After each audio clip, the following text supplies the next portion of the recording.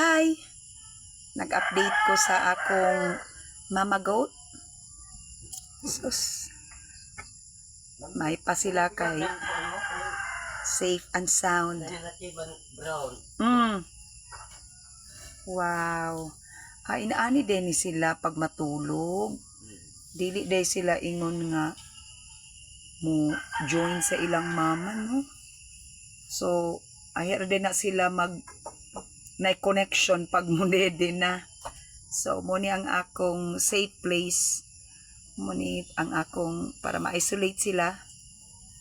Para if in case nga dagko na din mga anak na puto akong next nga mama goat soon dini na po na ako ibutang.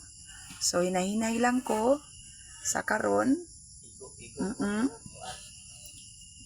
Dayon.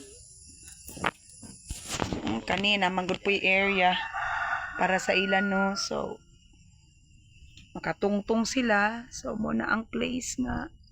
Di po sila makasabsab.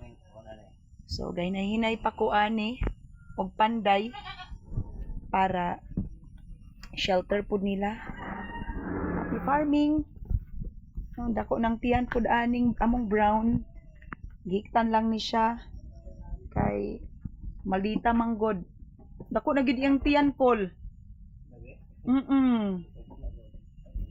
Kano sa agay ni siya nahabalan kol? January. Okay. Lagi. So napoy December na mo. Kana December na siya nahabalan, no? So ang akong upcoming mama goat soon. Ang mga anak, primerisa para ba ni? O mo na siya, guys.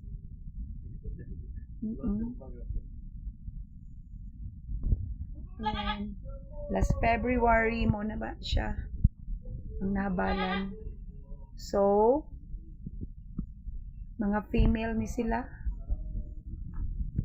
Bye for now. Good night, Brown. Good night.